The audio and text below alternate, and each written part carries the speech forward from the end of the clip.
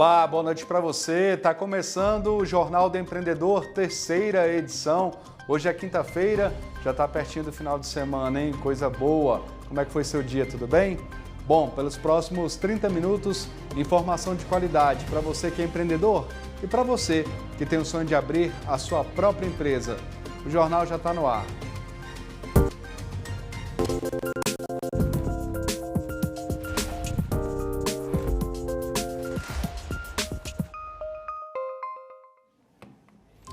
Alta nos casos de dengue impulsionam vendas de repelentes. Vamos conhecer a história de um casal que deu um pontapé ousado para criar um negócio de sucesso. E mais, você já sonhou em empreender no exterior? Não perca as dicas de um empresário que apostou no mercado norte-americano. Essas e outras notícias você acompanha agora aqui comigo no Jornal do Empreendedor, terceira edição.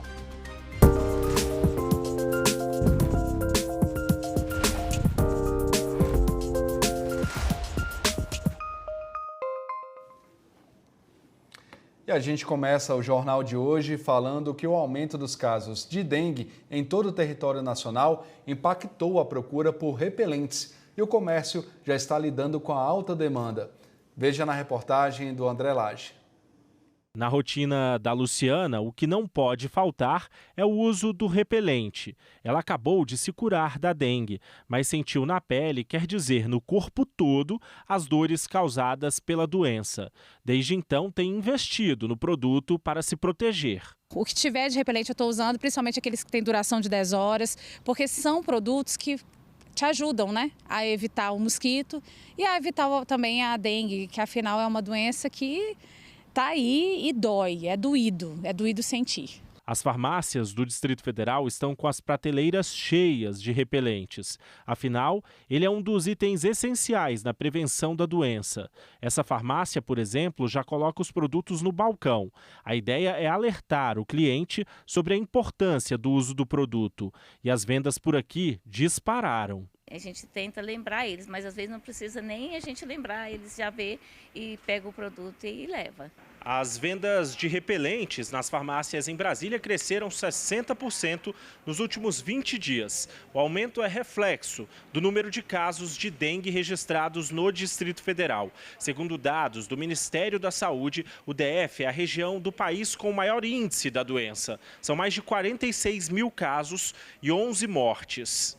Segundo o presidente do Sindicato das Farmácias do Distrito Federal, Erivan Araújo, apesar da alta procura por esse item de proteção, os estabelecimentos ainda estão preparados para atender a demanda. Os empresários do setor se prepararam com antecedência devido à sazonalidade da doença com a chegada do período chuvoso. O que a gente percebe aqui?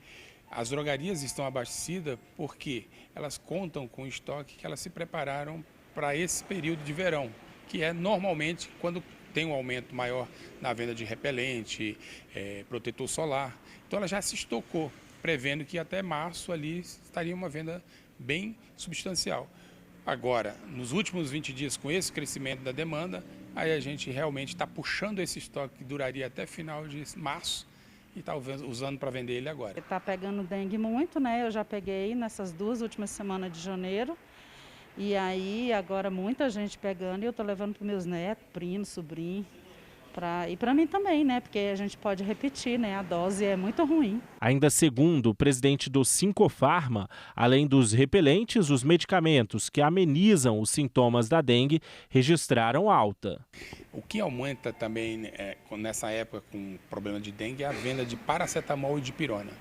Isso cresce muito, o crescimento é muito expressivo, mas as drogarias elas já estão preparadas e com relação a paracetamol e dipirona, nós não vamos ter problema. Que são 2 produtos que amenizam os sintomas, né?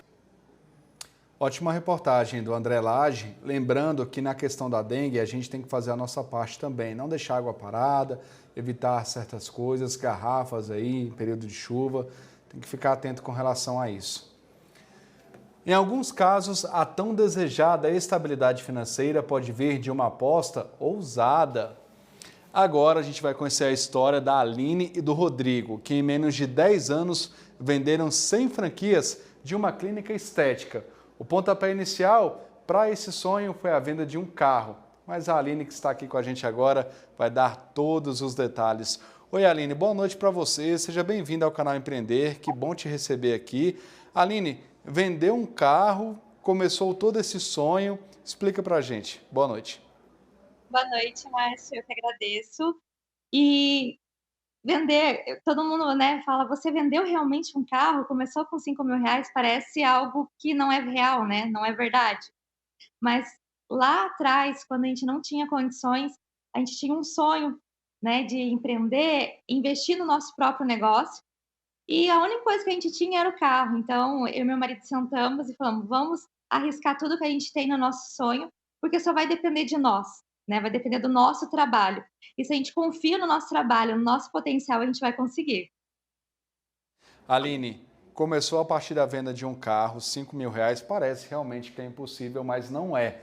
Né? A gente sabe que tudo na vida tem que ter ali persistência, insistir e apostar no próprio sonho. Quando que você começou a desenvolver a clínica junto com o seu marido e como é que vocês perceberam que isso daria uma estabilidade financeira para vocês? Até porque a gente sabe que empreendimentos têm altos e baixos, nem sempre ali está 100% a questão do lucro. Como é que você se preparou para isso junto com o seu marido? Então, eu já era da área, já trabalhava numa clínica de estética, e meu marido sempre teve o sonho de ter uma empresa. Quando a gente teve a oportunidade de abrir o nosso negócio, eu já tinha habilidade técnica, então começou somente eu e ele o nosso projeto. E quando a gente desenha o projeto de uma empresa, é como nascer um filho, né? Então, o nosso propósito foi muito claro lá no início, que era atender o nosso cliente da melhor forma possível, com o menor preço, onde todas as pessoas conseguissem ter um atendimento de qualidade. Então, eu com a minha habilidade técnica e ele com a habilidade comercial dele, juntamos nós dois. Então, ele começou a desenvolver, né, a parte de treinamentos de vendas e marketing, e eu atendia os clientes. Então, ele trazia, eu atendia. No início, a gente não tinha verba, né? Então, eu vejo muitas pessoas falando, mas eu não tenho investimento, como que eu vou começar sem marketing? Tem isso. A gente tem que fazer com o que a gente tem nas mãos. E o que a gente tinha era o quê? Era um panfleto as nossas mãos. Então, a gente saía entregar os panfletos na rua, eu e ele, para começar a divulgar o nosso negócio, aquele divulgação boca a boca, né? Aí vinha uma cliente, era bem atendida, divulgava para outra. Começamos ali bem pouquinho no Facebook, na época, divulgando o nosso trabalho, como era feito, os resultados, o feedback das nossas clientes. E a gestão da empresa foi algo que a gente teve que aprender com o tempo. Nós tivemos um crescimento muito rápido. Mas esse crescimento rápido não foi algo assim planejado. Vamos planejar que vamos abrir uma clínica e já abrir mais clínicas? Não. Foi algo que foi acontecendo naturalmente, porque as clientes foram crescendo. A gente tinha tanta cliente que a gente abria mais uma clínica. Tinha muitas clientes em outra cidade e a gente abria outra clínica. Então foi um crescimento tão natural em um ano que a gente teve que se aperfeiçoar, senão você acaba se perdendo, né? Eu vejo que muitos empresários hoje, quando começam a ganhar dinheiro, somente você não tem nada, aí você começa a ter o teu faturamento, né? Então, faturamento não é lucro. Então, quando a gente entendeu, né? Olha, a gente ficou um ano guardando dinheiro, eu acho que fez toda a diferença no nosso negócio e no nosso crescimento, porque a gente tinha essa visão já desde o início. Como a gente não tinha nada, tudo que a gente ganhava era guardando e investindo no negócio. Então, a gente aprendeu que o faturamento não era nosso lucro e não saímos gastando, porque o maior erro de qualquer um que empreende, inicia, né, novo, empreendendo, é pegar todo aquele dinheiro do seu faturamento e ir gastando como se fosse seu dinheiro. Então, quando você entende isso dentro da sua empresa, você consegue ter ela saudável e ter esse crescimento. Essa parte é importante porque você conseguiu desenvolver um método financeiro que desse muito certo, né? Que conseguisse colocar ali a empresa de vocês de uma forma saudável, já que a parte financeira é o que mais pesa. Vocês juntaram dinheiro por quase um ano e quando vocês conseguiram perceber que dali, desse negócio que vocês estavam montando, seria possível ter franquias. Exato. E a franquia foi algo natural também, pelo modelo de negócio que nós desenvolvemos, que é algo onde a gente focava muito no atendimento, na qualidade, no resultado. Então, os próprios clientes, nós falam, nossa, vocês têm uma clínica diferenciada, é diferente o atendimento. Quando vocês têm esse modelo também franquia, eu posso comprar? Então, as pessoas começaram a nos procurar querendo o nosso modelo de negócio. E começou assim, né? Vamos fazer um amigo, né? Um amigo começou com uma, daqui a pouco uma cliente começou com a outra, e foi natural, em apenas... Aí entrou a pandemia, mas mesmo a pandemia, eu acho que foi o boom da expansão nosso, porque muitas pessoas que perderam o emprego tinham um valor investido, falou, vou investir em um negócio que está dando certo, e era estética.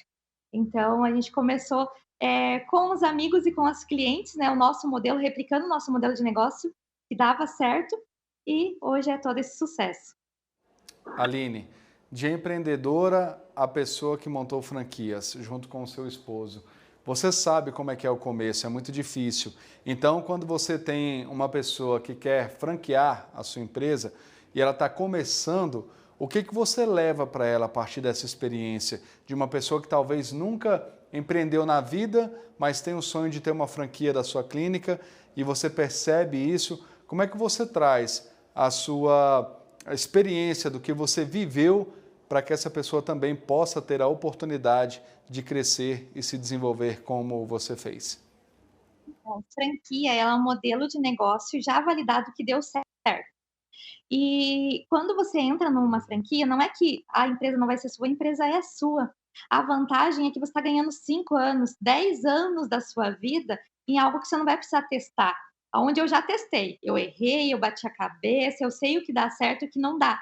Então, hoje, quando alguém me procura falando, eu quero uma franquia, a gente é muito claro que é um negócio, como qualquer negócio, onde você vai ter que trabalhar, vai ter que se dedicar 100%. Uma empresa, ela funciona quando o dono está e entende todos os processos. Então, mesmo você não sendo da área da estética, você vai ter que estudar, vai ter que entender como que você vai conseguir liderar o seu time ou cobrar o seu time se você não entende como funcionam os processos dentro da empresa.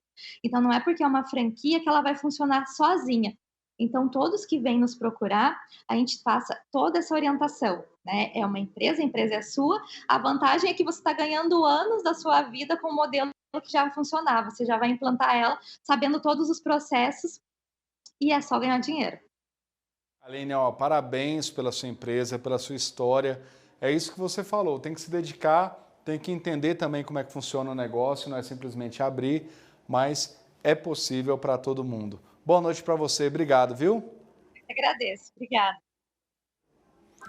Para você ver, né? A Aline começou vendendo um carro a partir de R$5.000, apostou no negócio que queria ter e conseguiu, cresceu, se desenvolveu. Isso é bom, serve de exemplo para a gente de que é possível também abrir o nosso próprio negócio.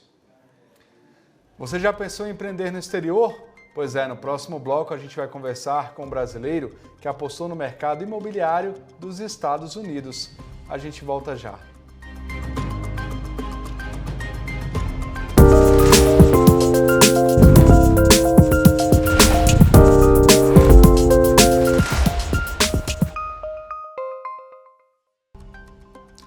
Estamos de volta, o intervalo que foi rapidinho, já está no ar o Jornal do Empreendedor, terceira edição de Brasília para todo o Brasil. Abrir uma empresa fora do país é o sonho de muitos empreendedores, mas, na prática, o que diferencia o mercado brasileiro do exterior? Quem divide essa experiência com a gente é o João Souza, que apostou no mercado imobiliário dos Estados Unidos. João, boa noite para você, seja bem-vindo ao Jornal do Empreendedor. E eu queria que você falasse, João, então, com relação a essa ideia, como é que você decidiu trabalhar com o mercado imobiliário americano, lembrando aí que a gente tem muitas questões, principalmente quando se trata de leis, de burocracia, e eu acredito que aí deve ser mais rígido, né, em relação a isso. Boa noite. Boa noite, Márcio, muito obrigado pela oportunidade. Bom, realmente, quando eu comecei a vislumbrar o mercado americano, eu já investia no mercado do Brasil, no mercado imobiliário no Brasil, e logo me encantei pela essa questão da legislação, né, e da segurança que esse mercado proporciona. dada essa segurança e burocracia, os próprios bancos eles se sentem muito mais seguros para estar ajudando você a empreender nesse início e apostando junto contigo nos projetos, entendeu? Então, para mim, foi realmente encantador e seguro. João, mas aí tem toda uma questão, né? Toda a diferença que existe no Brasil, entre o Brasil e os Estados Unidos. Com relação à documentação, o que ficou mais difícil assim para você? O que foi mais difícil nessa questão para você se preparar com relação a isso? Então, Márcio,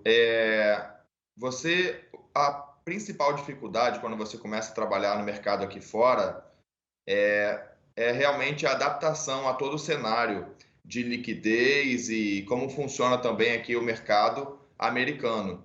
As regras, legislação e tudo mais. Por exemplo, a questão das vendas, né?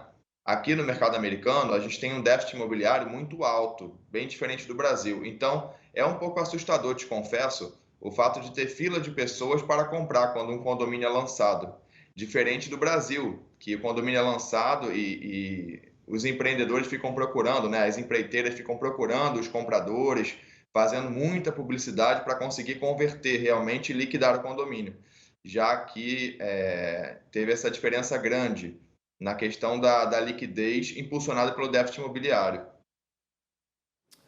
João, aí eu queria conversar com você também sobre a diferença entre os clientes brasileiros e os clientes americanos, né? Afinal de contas, são gostos diferentes, são objetivos diferentes também. Aqui no Brasil, a gente tem muito essa questão da primeira casa, uma casa mais simples, ou o primeiro apartamento. Como é que é essa questão cultural nos Estados Unidos? Pelo menos a impressão que a gente tem é que lá é tudo maior, né? Tudo grandioso.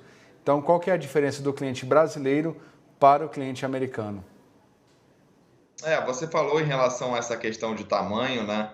E de verdade, para o americano é normal, é tão normal ter uma casa grande que no início eu estranhei bastante. No Brasil, nos grandes centros principalmente, a gente encontra e entende aquela adaptação, acostumado com aquele aproveitamento de espaço, né? E quando você vem aqui para a América, você começa a entender que realmente eles podem ter um espaço assim com bastante tranquilidade, né? Eles não economizam espaço, não se adaptam, né? Não fazem essa adaptação brasileira. Então você vê salas gigantes, quartos gigantes e é um pouco assustador, até mesmo pelo valor, que não é tão caro como no Brasil, né? Proporcionalmente falando. É isso que eu ia perguntar, João. A diferença de valor é muito alta e para você que é empreendedor, como é que você consegue ter o seu lucro? Onde você ganha nesse processo todo? Já que a gente é um canal de empreendedorismo, nessa parte aí financeira, como é que você consegue administrar essa questão dos valores e como é que você faz o seu lucro? Então, hoje eu encapsulei basicamente o que eu já fazia há alguns anos, que eu comecei a fazer sozinho, de construir e investir no mercado imobiliário aqui. Aos poucos coloquei grupos de amigos para estar investindo comigo e quando realmente eu me senti assim suficientemente validado, né, eu eu formatei e encapsulei a Forhands. Então, a Forhands, como é que funciona a parte de investimento aqui com a Forhands? Você entra de sócio meu num projeto, onde no final a gente compartilha resultados. Então, com isso, eu consigo, como empreendedor, escalar o meu negócio, né? Escalar minhas construções, onde eu fazia 10 casas, eu faço 100 casas.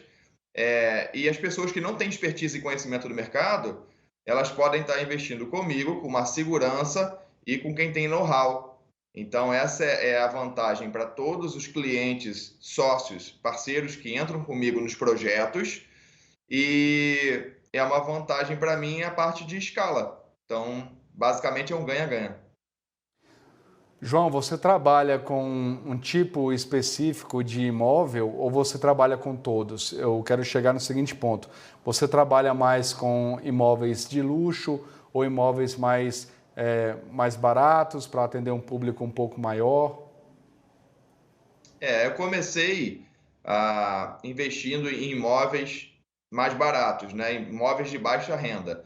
Só que assim, uma casa de baixa renda aqui nos Estados Unidos, vamos dizer que comparado ao mercado brasileiro, é uma casa de médio padrão, tá? Pode-se dizer, é uma casa de 220 metros quadrados.